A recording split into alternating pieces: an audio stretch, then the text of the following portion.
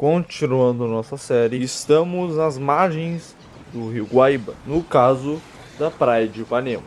Antigamente, o rio Guaíba era limpo, tanto que as pessoas de Ipanema se banhavam nesse rio, tendo pessoas até de outros lugares viajando para esse local. Mas com o tempo, os canais de esgoto de Porto Alegre foram para esse rio, tornando assim poluído, inapropriado para banho. Mas como todo local como esse, há muitas espécies, os afetando ou beneficiando. Uma espécie muito comum é o próprio urubu preto.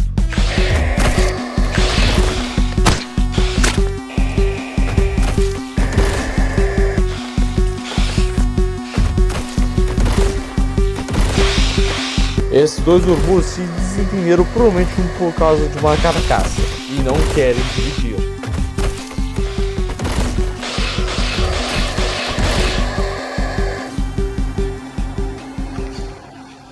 A praia de Ipanema possui grande relação com as culturas afro-brasileiras, sendo uma delas o candomblé, sendo essa cultura tendo a tradição de sacrificar o próprio alimento, como animais domésticos. E os seguidores dessa religião fazem muito aqui. E os restos dos animais sacrificados são devorados pelos animais necrófagos, como o próprio urubu. Esse indivíduo encontrou uma cabeça deliciosa de cabrito. Então ele vai saborear. Os urubus são aves necrófagas, se alimentando de animais mortos, tendo adaptações para isso, como o suco gástrico sendo mais ácido do que o dos próprios humanos, servindo para matar as bactérias que na carcaça, além da cabeça sem penas, que o possibilita enfiar a cabeça no corpo do animal morto, pegando os restos de carne no interior do cadáver. Muitos têm preconceito com o urubu, já que ele tem a alusão à morte, além de pelo visto ser podre. Mas na verdade, ele é um grande controlador de pragas, como moscas ou bactérias nocivas, pois sem urubus, teria muitos restos de animais mortos jogados no meio do nada, sem ninguém os devorando, trazendo animais ou até mesmo bactérias que transmitem doença, trazendo a multiplicação desses seres e trazendo uma epidemia. Por isso que é bom agradecer ao urubu por fazer seu trabalho de limpador natural.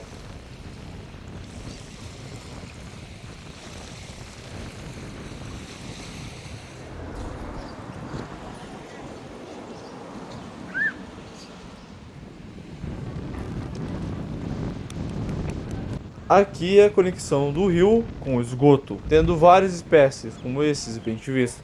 Quero-queros, uma espécie super comum do Rio Grande do Sul, joões de barro, garças e até mesmo pombos domésticos, uma espécie introduzida aqui no Brasil. Enfim, existem muitas espécies nesse local. Mesmo prosperando, elas são impactadas com o local, pois a água poluída afeta a fauna. Mas como eles prosperam numa boa nesse local, mesmo com a sujeira e o rio podre? Pois então, aves de ambiente urbano normalmente são generalistas, se alimentando de tudo que vê pela frente. E as cidades aparentemente são perfeitas para elas, porque há muito lixo e restos de comida humana, tendo comida disponível para essas aves. Além disso, nas cidades possuem muitos locais de identificação, e também água, como é o caso da praia de Ipanema. Mas esse alimento não é saudável para elas, muito menos a água. Pois então, as aves urbanas são muito mais resistentes com contaminação de alimento. Além disso, a água poluída não é muito problemática para elas, pois seu organismo é adaptado para eliminar sujeira na água. Mas de qualquer forma, é água poluída e é comida não saudável para elas, fazendo assim elas serem contaminadas por doenças. Doenças que podem contaminar as aves nativas e até nós humanos.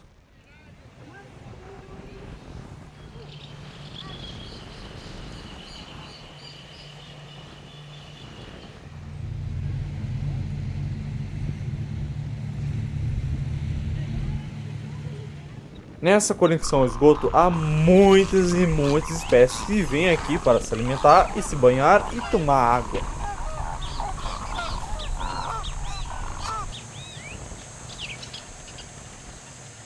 E um deles é o cardeal. Uma espécie ameaçada que não era muito comum nas cidades brasileiras. Uma espécie muito desejada nos contrabandistas e colecionadores de pássaros, por causa do seu canto e sua bela aparência. Os cardeais eram mais comuns nas matas mais fechadas do sul do Brasil, mas com o desmatamento de áreas florestais, o cardeal e outros pássaros foi obrigado a se adaptar no ambiente urbano.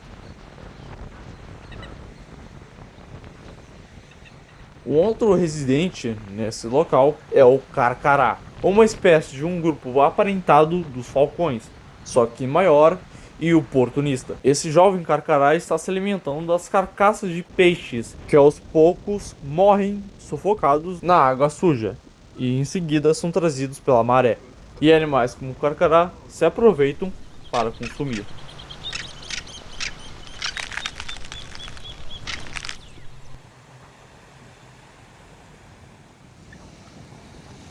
Ao longe, vemos uma garça branca grande. Ela tenta pescar um dos poucos peixes no local, sendo sorrateira para fazer nenhuma vibração que afaste os peixes. Mas sua estratégia principal é a paciência.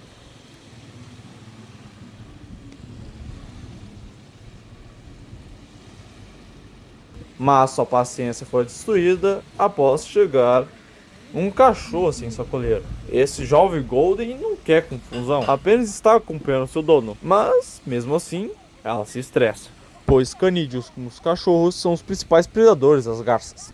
Por isso que ela vai pescar em outro local. Esse é o fim da nossa jornada.